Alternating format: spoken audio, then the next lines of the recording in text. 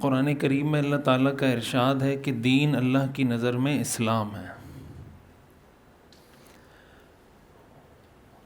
اور ایک جو آیت ہے جس میں اللہ تعالیٰ فرماتے ہیں کہ میں نے تمہارے لیے دین کو مکمل کر دیا ہے، تو اس میں آگے اللہ تعالیٰ فرماتے ہیں کہ اسلام کو بطور دین تمہارے لیے پسند کر لیا، وَرَضِيتُ لَكُمُ الْإِسْلَامَ دِينًا، کہ اسلام کو بطور دین تمہارے لیے پسند کر لیا ہے۔ تو اس وقت جو ہماری ضرورت ہے وہ یہ ہے کہ ہم بھی اسلام کو دین کے طور پر پسند کر لیں، یہ ہماری ضرورت ہے۔ اور شاید آپ کو یہ سن کر حیرت ہو رہی ہوگی کہ ہم تو سب مسلمان ہیں، الحمدللہ کلمہ پڑھتے ہیں، تو اسلام کو پسند کیا ہم نے، ظاہر ہے، لیکن اس کو سمجھنے کی ضرورت ہے۔ ایک سوال اگر میں کروں کہ ہمارے یہاں ایک کانسیپٹ پایا جاتا ہے دیندار اور دنیا دار، دیندار اور دنیا دار، تو آپ میں سے کوئی اگر مجھے بتائے کہ دیندار کی ڈیفینیشن آپ کی نظر میں کیا ہے؟ اگر یہ سوال کیا جائے کہ ہو از دیندار، دیندار کون ہے، تو آپ کا کیا جواب ہوگا؟ کوئی بتانا چاہے گا مجھے؟ میں اس کو ون وے بیان کے بجائے چاہتا ہوں کچھ انٹریکٹیو رکھیں تاکہ بیان برائے بیان نہ ہو، کچھ میں بھی کچھ سیکھوں۔ جی، اب جیسے بزرگوں سے میں نے یہ سنا کہ جس کے دل میں دین اور ہاتھوں میں دنیا ہے وہ دیندار ہے، اور جس کے دل میں اگر دنیا ہے ہاتھ سے بظاہر جتنا بھی دیندار ہے وہ دنیا دار ہے۔ دل میں کیا ہے یہ آپ بھی جیسے بزرگوں سے سنا۔ اور اس کے علاوہ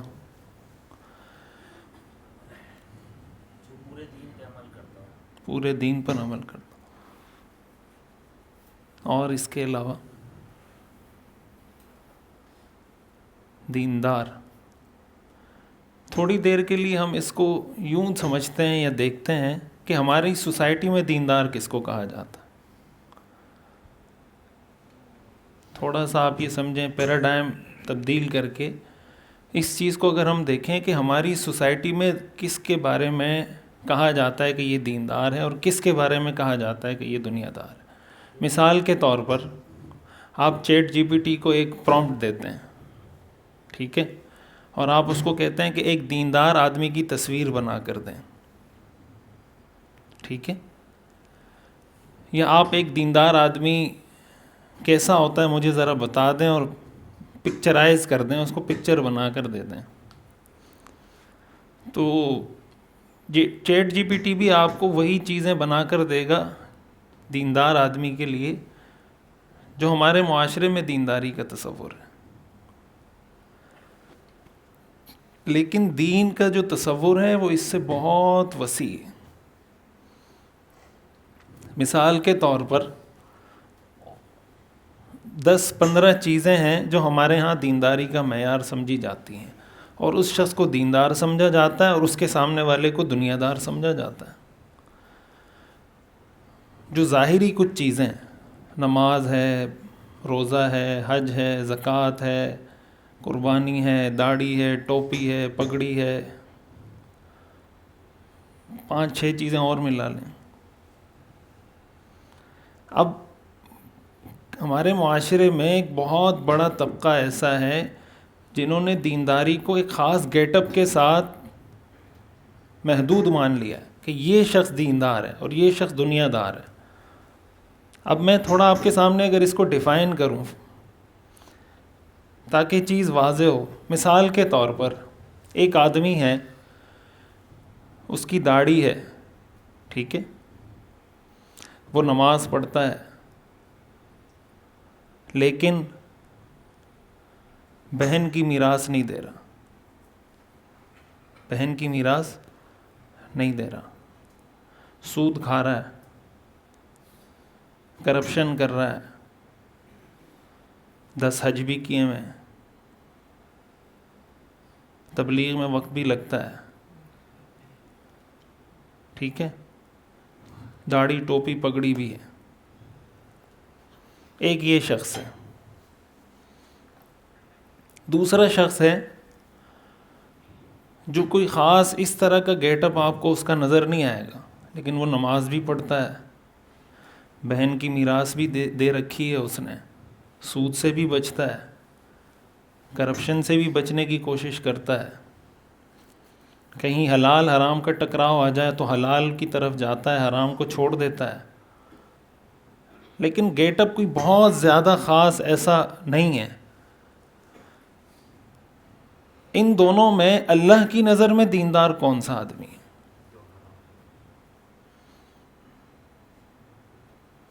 کیا وہ شخص ہے جس کا وہ خاص گیٹ اپ وہ اللہ کی نظر میں دیندار ہے، یا وہ جو اللہ کے حرام کردہ کاموں سے بچ رہا ہے اور فرائض کا اہتمام کر رہا ہے؟ دین میں سب سے جو مقدم چیز ہے وہ ہے فرائض کا اہتمام اور حرام سے اجتناب، یہ دین کی بنیاد ہے۔ باقی ساری چیزیں نوافل ہیں، یہ بنیاد ہے۔ جو اللہ نے فرض کیا ہے اس کو پورا کریں، جو اللہ نے حرام کیا ہے اس سے بچیں، یہ دینداری کا معیار ہے، بیسک معیار ہے۔ باقی آپ اس ٹاپ اپ کرتے رہیں، اس کو آپ اس کا میک اپ کرتے رہیں، اس کو خوبصورت بناتے رہیں جتنا آپ خوبصورت بنا سکتے ہیں۔ تھوڑا سا میں اس کو اور اگر ایکسپلین کروں، مثال کے طور پر ہمارے گھروں میں ظاہر ہے کہ سب ایک خاندانی سسٹم سے جڑے ہوئے ہیں، والد بھی ہیں، اولاد بھی ہے، بیوی بھی ہے، ساس بھی ہے، سسر بھی ہے۔ اب ایک ساس ہے مثال کے طور پر، آپ یہ جاننا چاہتے ہیں کہ ایک دیندار ساس کون سی ہوتی ہے، دیندار ساس کی علامت کیا ہوتی ہے؟ تو دیندار ساس کی علامت یہ ہوتی ہے کہ وہ زیادہ نمازیں پڑھتی ہے، یا وہ زیادہ تسبیح پڑھتی ہے، یا دیندار ساس کی علامت یہ ہوتی ہے کہ وہ بہو کے ساتھ وہ رویہ رکھے جس رویہ رکھنے کا شریعت نے حکم دیا ہے۔ یہی معاملہ آپ الٹ کر کے بہو پہ لے آئیں، ایک دیندار بہو کون سی ہوگی؟ اگر کوئی بہو ہے اور وہ نماز بہت پڑھ رہی ہے، زکوٰۃ بہت دے رہی ہے، صدقہ بہت دے رہی ہے، ہم کہیں گے ماشاءاللہ زکوٰۃ بہت دیتی ہے، ماشاءاللہ نمازوں کا بہت اہتمام کرتی ہے، لیکن کیا ہم یہ کہہ سکتے ہیں کہ یہ ایک دیندار بہو ہے؟ کیسے کہہ سکتے ہیں؟ شریعت کے نظام کو اپنی زندگی کے اس شعبے سے تو اس نے نکال دیا ہے۔ کہتے ہیں نا، ایک آدمی نے کہا کہ یار میرے کمر پہ نا ایک جو ٹیٹو بنتا ہے نا شیر کا کوئی بنا دیں۔ اب اس نے بنانا شروع کیا، کسی نے ظاہر سوئی چبوئی جو بھی کیا، اس کو تکلیف ہو رہی تھی، تو اس نے کہا آپ کیا کر رہے ہیں؟ کہا شیر کی دم بنا رہا ہوں۔ تو اس نے کہا یار دم چھوڑ دو، بہت تکلیف ہو رہی ہے، باقی شیر بنا دو۔ تو اس نے کہا ٹھیک ہے۔ پھر اس نے بنانا شروع کیا، تو کہا آپ کیا بنا رہے ہو؟ شیر کی ٹانگ بنا رہا ہوں۔ تو کہا یار بہت درد ہو رہا ہے، ٹانگ چھوڑو باقی شیر بنا دو۔ پھر سوئی چبونا شروع کی، بھائی اب کیا کر رہے ہو؟ دوسری ٹانگ بنا رہا ہوں۔ تو کہا نہیں یار بہت درد ہو رہا ہے، چھوڑو باقی شیر بنا دو۔ اب کیا کر رہے ہو؟ بھائی دھڑ بنا رہا ہوں۔ بھائی دھڑ بھی چھوڑ دو، باقی شیر بنا دو۔ اب کیا کر رہے ہو؟ سر بنا رہا ہوں۔ بھائی بہت تکلیف ہو رہی ہے، سر بھی چھوڑو، باقی شیر بنا دو۔ تو یہ شیر کے لائے گا، جو اینڈ رزلٹ ہوگا وہ شیر بنے گا؟ شیر کہاں سے بنے گا؟ وہ کون سا شیر ہے جس کا نہ دھڑ ہے، نہ سر ہے، نہ ٹانگیں ہیں، نہ دم ہے؟ یہ کیسا شیر ہے؟ تو معذرت کے ساتھ ہم دین کے ساتھ یہی کر رہے ہیں، اور خوش ہم اس پر ہیں کہ میں نے پشت پر شیر کا پورا ٹیٹو بنا دیا، اور ہے کچھ بھی نہیں۔ میں اکثر یہ بات کہتا ہوں، مثال کے طور پر آپ کے پاس پانی ہے نا، ایک ہے کہ آپ اس پانی کی تعریفیں کریں، یہ بہت اچھا پانی ہے اور جناب ٹھنڈا پانی ہے، آپ پانی پئیں گے تو آپ کی پیاس بجھ جائے گی، اور کمال ہے اس میں، اور اللہ تعالیٰ نے اس میں ایسی اپنی قدرت دکھائی ہے، فلاں کیا ہے، فلاں کیا ہے۔ 1 گھنٹہ تقریر کریں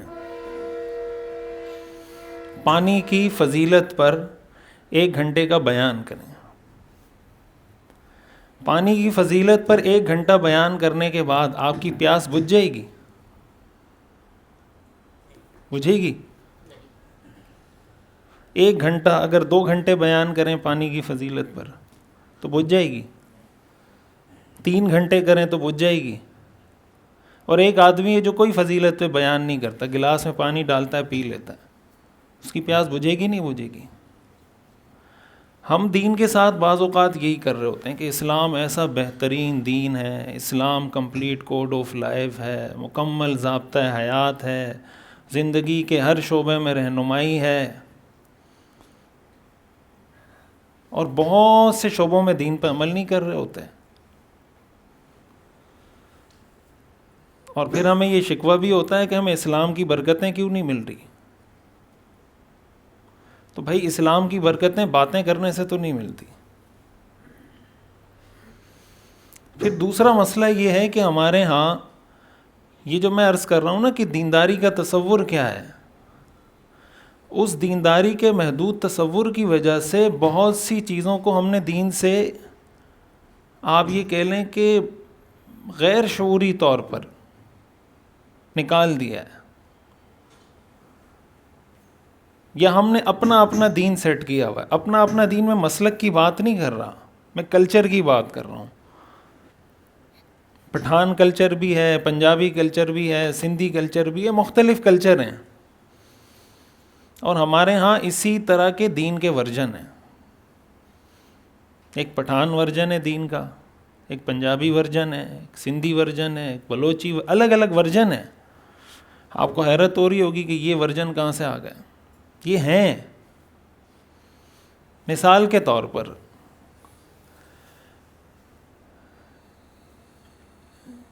اگر آپ کسی سے یہ سوال کریں کہ بیوی کے ساتھ پارک میں واک کرنا کیسا ہے، سوال ہے کہ شریعت کا سوال ہے نا، دین جواب دے گا نا آپ کو، جائز ہے، ناجائز ہے، حرام ہے، مستحب ہے، مکروہ ہے، کیا ہے، دین کی بات ہے۔ آپ کا کیا خیال ہے، اس پر سب کا جواب ایک ہوگا؟ سب کا جواب آپ کو ایک ملے گا کہ بیوی کے ساتھ پارک میں واک کرنا کیسا ہے؟ جواب ایک ملے گا، الگ الگ ملے گا؟ یہ جو الگ الگ ملے گا، یہ اللہ کا دین الگ الگ ہے یا ہمارے کلچر الگ الگ ہیں؟ تو یہ جو ہم اپنے کلچر کو دین بنا کر اگر ہم پیش کر رہے ہوں تو اس پر عمل کرنے والا دیندار کہلائے گا، بے دین کہلائے گا؟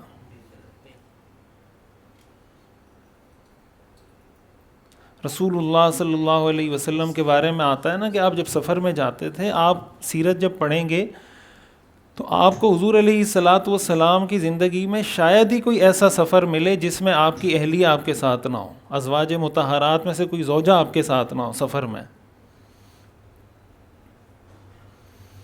ہمارے ہاں کتنی دفعہ ایسا ہوتا ہے کہ اگر آپ اپنی زوجہ کو لے جانا چاہیں بھی تو آپ کو گھر سے اس کی اجازت نہیں ملے گی، اور اگر آپ لے گئے تو آپ پہ بے غیرتی کا ٹھپا لگ جائے گا۔ ایسا ہے یا نہیں؟ تو بے غیرتی کا یہ جو ٹھپا لگ رہا ہے، یہ دین ہے بے دینی ہے؟ بولیں۔ تو اس کو جو دین سمجھ کے کر رہے ہیں، یہ دین کا ورژن ہوا نہیں ہوا؟ یہ دین کا اپنا ورژن ہوا نہیں ہوا کہ یہ والدین کی بات ہی نہیں مان رہا؟ حدیث شریف میں آتا ہے رسول اللہ صلی اللہ علیہ وسلم نے حضرت عائشہ رضی اللہ تعالیٰ عنہ کے ساتھ ایک مرتبہ ریس لگائی۔ کیا لگائی؟ ریس لگائی۔ یہ صحیح حدیث ہے۔ آج کے دور میں اگر آپ کو پتہ چل جائے آپ کی مسجد کے امام صاحب نے اپنی بیوی کے ساتھ ریس لگائی ہے پارک میں، تو کیا فتویٰ دیں گے امام صاحب کے بارے میں؟ آپ نماز پڑھیں گے اس امام صاحب کے پیچھے؟ اور ایک دفعہ نہیں لگائی اللہ کے رسول صلی اللہ علیہ وسلم نے، 2 دفعہ لگائی ہے۔ حدیث میں آتا ہے ایک مرتبہ آپ نے ریس لگائی، حضرت عائشہ کی عمر چونکہ کم تھی، وہ فرماتی ہے میں ہلکی پھلکی تھی، میں آگے نکل گئی۔ دوسری دفعہ پھر وہ فرماتی ہے میرا جسم تھوڑا بھاری ہو گیا تھا، جیسے وقت کے ساتھ عمر بڑھتی ہے جسم ڈھلتا ہے، تو حضرت عائشہ فرماتی ہے میرا جسم بھاری ہو گیا تھا۔ حضور نے فرمایا پھر ریس لگاتے ہیں. پھر ریس لگائی, حضور آگے نکل گئے. آپ نے فرمایا ہاذہ بتلک, میں نے تم سے بدلہ لے لیا, پہلے تم جیتی تھی اب میں جیت گیا. یہ روایت 1450 سال بعد ہم تک پہنچی ہے, تو صحابہ کو بھی پتہ ہوگا نا جب ہی ہم تک پہنچی ہے, یا ویسے ہی پہنچ گئی اڑتے اڑتے. صحابہ کو کسی کو پتہ نہیں تھا کہ حضور نے ریس لگائی ہے. ہم تک پہنچی ہے تو صحابہ کے ذریعے ہی پہنچی ہے نا. اب مثال کے طور پر اگر کوئی کسی کو ایسا انوائرمنٹ ملتا ہے جہاں پہ کوئی بد نظری کا, غیر محرم کا کوئی ایسا وہ نہیں ہے, اور وہ بیوی کے ساتھ ریس لگاتا ہے اور آپ کے کانوں میں وہ بات پڑ جاتی ہے, تو سب سے پہلے تو کمیٹی والے بیٹھیں گے, اجلاس ہوگا امام صاحب کے بارے میں. ہمارے یہاں ایسے معاشرے بھی ہیں کہ اگر یہ پتہ چل جائے کہ مسجد کے امام صاحب بزنس کر رہے ہیں, ان کو امامت سے فارغ کر دے. ایک تو یہ نا کہ بزنس کرے اور امامت پر توجہ نہ دے, یہ تو غلط بات ہے کہ آپ بزنس کر رہے ہیں, امام بھی ہیں اور آپ تنخواہ بھی لے رہے ہیں اور آپ نمازوں سے غیر حاضریاں بھی کر رہے ہیں, یہ تو غلط بات ہے, تو انڈرسٹوڈ بات ہے. لیکن ایک آدمی ہے جو اپنی پابندی کر رہا ہے, نمازیں پڑھا رہا ہے بر وقت, لیکن اعتراض آپ کو یہ ہے کہ یہ بزنس کیوں کر رہا ہے. اللہ کے رسول صلی اللہ علیہ وسلم نے بزنس کیا ہے یا نہیں کیا؟ بولیں. شام کا جو حضور نے سفر کیا تھا, حضرت خدیجہ کے ساتھ حضور کا نکاح کیسے ہوا تھا؟ اسی بزنس کے ذریعے تو ہوا تھا.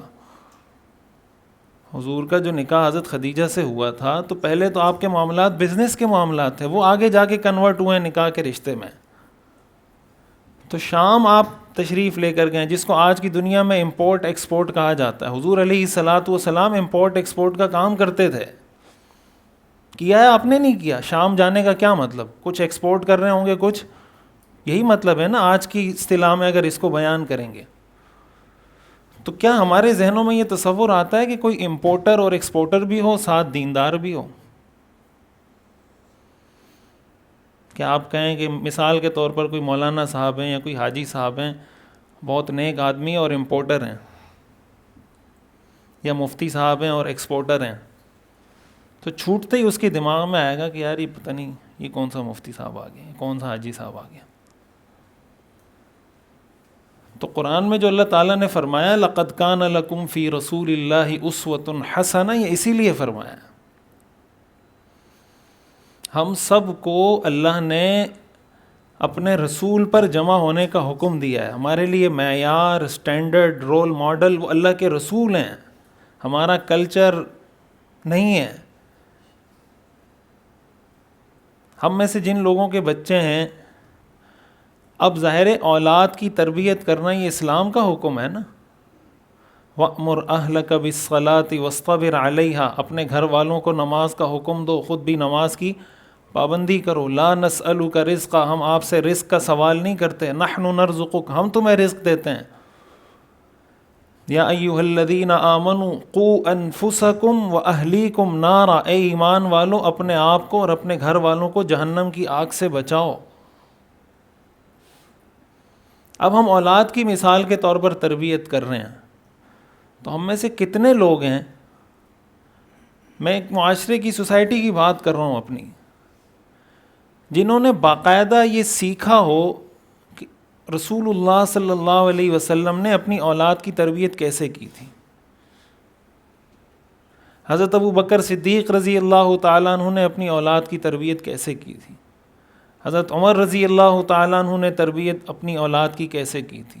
حضرت عثمان رضی اللہ تعالیٰ عنہ نے کیسے کی تھی. حضرت علی رضی اللہ تعالیٰ عنہ نے کیسے کی تھی.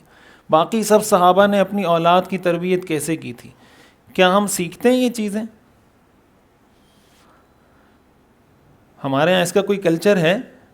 ہم اپنی اولاد کی تربیت کیسے کرتے ہیں؟ جیسی تربیت میرے والد صاحب نے میری کی, میں اپنی اولاد کی تربیت ایسے کروں گا. جیسے وہ قاری حضرات ہیں نا, یہ جب مارتے ہیں بچوں کو تو ان کو منع کریں کہ نہیں ماریں. وہ کہتے ہیں جیسے پڑھا ہے ویسے ہی پڑھائیں گے, جیسے پڑھا ہے ویسے ہی پڑھائیں گے.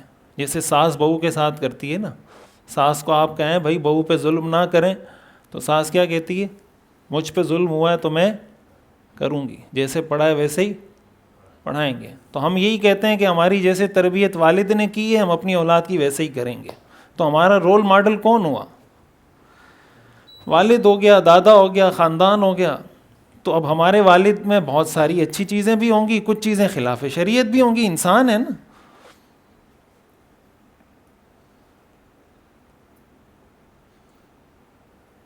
مثال کے طور پر کسی کے والد صاحب ہیں اور وہ بیوی پہ تشدد کرتے ہیں، مار پیٹ کرتے ہیں، ظلم کرتے ہیں، تو بیٹا بھی کیا کرے گا؟ یہی کرے گا نا. کیوں؟ اس لیے کہ اس نے گھر میں یہی ہوتے دیکھا ہے. تو کیا اسلام اسی چیز کا حکم دیتا ہے؟ حدیث شریف میں آتا ہے ما ضرب رسول اللہ صلی اللہ علیہ وسلم امرأۃ ولا خادما قط. آپ نے پوری زندگی کبھی کسی عورت اور کسی غلام پر پوری زندگی کبھی ہاتھ نہیں اٹھایا. ہم میں سے بیٹھے ہوئے یہاں لوگ اگر تجزیہ کریں کہ ہم میں سے کتنے لوگ ہیں جنہوں نے اس سنت پہ عمل کیا. سنتیں، مسواک کی سنت تو یاد رہتی ہے، اچھی بات ہے، یاد رہنی چاہیے. یہ سنت کتنے لوگوں کو یاد ہے؟ پوری زندگی اللہ کے رسول نے کبھی کسی عورت پہ ہاتھ نہیں اٹھایا. تو اگر ہمارے والد اٹھا رہے ہیں، دادا نے کیا ہے، ایک تو یہ نا کہ ہلکا پھلکا کوئی مسئلہ ہو، بعض گھرانوں میں تو بہت تشدد ہوتا ہے عورتوں پہ، تو اس کے سامنے تو دین یہ ہونا چاہیے نا. باہر وہ اس کی داڑھی بھی ہے، ٹوپی بھی ہے، پگڑی بھی ہے، نماز بھی پڑھ رہا ہے، حج بھی کر رہا ہے، لوگ کیا سمجھیں گے؟ یہ کیا ہے؟ دیندار ہے. کیا اللہ کی نظر میں یہ آدمی دیندار ہے؟ یہ جو حدیث میں آتا ہے ان اللہ لا ينظر الى صورکم واموالکم ولکن ينظر الى قلوبکم واعمالکم. اللہ تمہاری شکلوں کو نہیں دیکھتا، تمہارے اموال مال کو نہیں دیکھتا، اللہ تمہارے دل کو اور تمہارے اعمال کو دیکھتا ہے. اعمال کیا ہیں؟ خوش اخلاقی کی بات کی جاتی ہے نا کہ رسول اللہ صلی اللہ علیہ وسلم خوش اخلاق تھے، اچھے اخلاق والے تھے. انک لعلی خلق عظیم. تو اچھے اخلاق کا سب سے زیادہ حقدار وہ آپ کا گھرانہ ہے. رسول اللہ صلی اللہ علیہ وسلم نے ارشاد فرمایا خیرکم خیرکم لأہلہ. تم میں سب سے بہترین وہ ہے جو اپنے گھر والوں کے ساتھ اچھا ہو. وَأَنَا خَيْرُكُمْ لِأَهْلِي. اور میں اپنے گھر والوں کے ساتھ تم سب سے اچھا ہوں.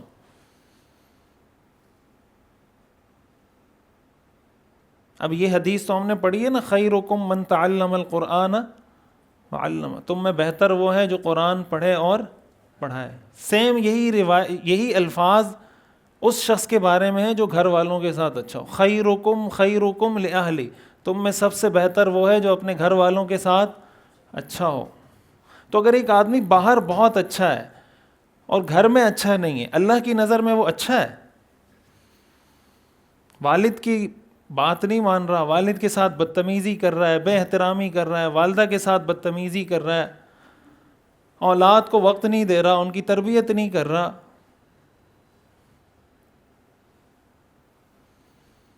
بہت سی چیزیں ہیں. یہ جو اللہ تعالیٰ نے فرمایا نا رضیت لکم الاسلام دینا، کہ میں نے تمہارے لیے اسلام کو بطور دین پسند کر لیا ہے. اب مثال کے طور پر ہمارے ہاں کاروبار ہے، کاروبار کے بارے میں یہ تصور ہے کہ سود حرام ہے اور کاروبار کیا ہے؟ حلال ہے. بنیادی طور پر تو یہ بات ٹھیک ہے. احل اللہ البیع وحرم الربا. اللہ نے کاروبار کو حلال کیا ہے اور سود کو حرام کیا ہے. لیکن اس کا کیا یہ مطلب ہے کہ کاروبار میں سب کچھ حلال ہے؟ کوئی دودھ والا اگر دودھ میں پانی ملاتا ہے تو وہ کاروبار کرتا ہے یا سود کرتا ہے؟ سودی معاملہ کرتا ہے. دودھ والا جب دودھ میں پانی ملاتا ہے کاروبار کر رہا ہے یا سودی معاملہ کر رہا ہے؟ کاروبار ظاہر تو کاروبار کر رہا ہے نا وہ، لیکن کاروبار میں یہ کام کرنا ناجائز ہے. تو وہ تو یہ سمجھ رہا ہوگا نا کہ یار میں سود تو نہیں کر رہا، کاروبار کر رہا ہوں، بس دودھ بیچ رہا ہوں، خرید رہا ہوں، تو کیا مسئلہ ہے؟ وہ کہتے ہیں پہلے دودھ میں پانی ملاتے تھے، اب پانی میں دودھ ملاتے ہیں. کہتے ہیں دودھ میں ہم پانی نہیں ملاتے، دودھ میں پانی نہیں ملاتے، وہ پانی میں دودھ ملا رہے ہوتے. تو تو اگر ایک آدمی کاروبار کر رہا ہے، کاروبار کے بیسیوں مسائل ہیں، سینکڑوں مسائل ہیں حلال حرام کے، کہ کاروبار میں یہ کانٹریکٹ جائز ہے، یہ کانٹریکٹ ناجائز ہے، معاملہ اس طریقے سے کریں گے تو جائز ہوگا، اس طریقے سے کریں گے تو ناجائز ہوگا. تو اب اگر ایک مسلمان آدمی کاروبار کر رہا ہے اور ایک غیر مسلم کاروبار کر رہا ہے تو فرق ہونا چاہیے نا دونوں میں، کہ بھائی کاروبار سے پہلے جہاں ہم بہت ساری ڈگریز حاصل کرتے ہیں، وہاں اس کے ساتھ ساتھ اس حوالے سے دین کی نالج حاصل کرنا بھی تو ضروری ہے، کہ میرا یہ بزنس ہے، یہ کاروبار ہے، اس میں یہ 10 طرح کے کانٹریکٹس کرتا ہوں، ان کانٹریکٹس میں سے کون کون سے کانٹریکٹ جائز ہیں، کون سے ناجائز ہیں، کون سے ایسے ہیں کہ اگر اس کو کسی دوسرے طریقے سے کر دیا جائے تو جائز ہو جائے گا، اس طریقے سے کریں گے تو ناجائز ہوگا.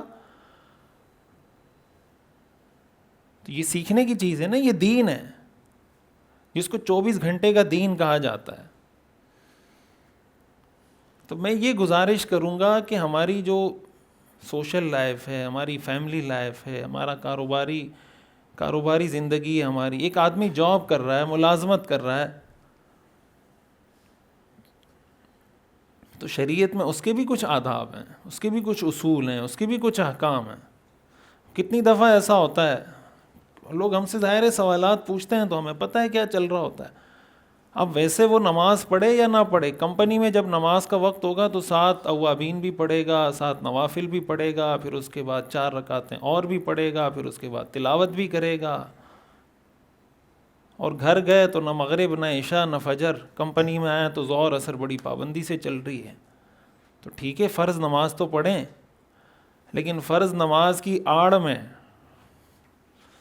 یہ مذہبی کارڈ ہے، یہ بھی فرض نماز کی آڑ میں 1 گھنٹہ بندہ ضائع کر رہا ہے، اور کوئی کچھ کہیں ہمارے جو آنر ہیں نماز پڑھنے نہیں دیتے ہمیں. سامنے والا آدمی تو ٹھٹر کے رہ جائے گا کہ یار یہ تو پتہ چلے کل ہی گستاخی کا کوئی فتویٰ لگ جائے گا کہ نماز پڑھنے نہیں دے رہا. اب ٹائٹل کیا ہے دینداری کا؟ یہ ورجن ہے نہیں ہے.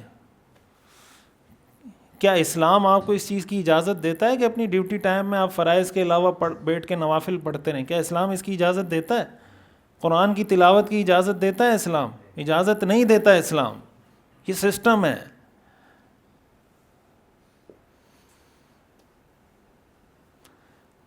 ڈاکٹر ذیشان صاحب بتا رہے تھے ہمیں کہ وہ کہہ رہے تھے جب نکاح ہوا ہمارا تو 2 کتابیں چھپی ہوئی ہیں نا، تحفہ دلہا اور تحفہ دلہن، مولانا حنیف عبد المجید صاحب رحمۃ اللہ علیہ کی.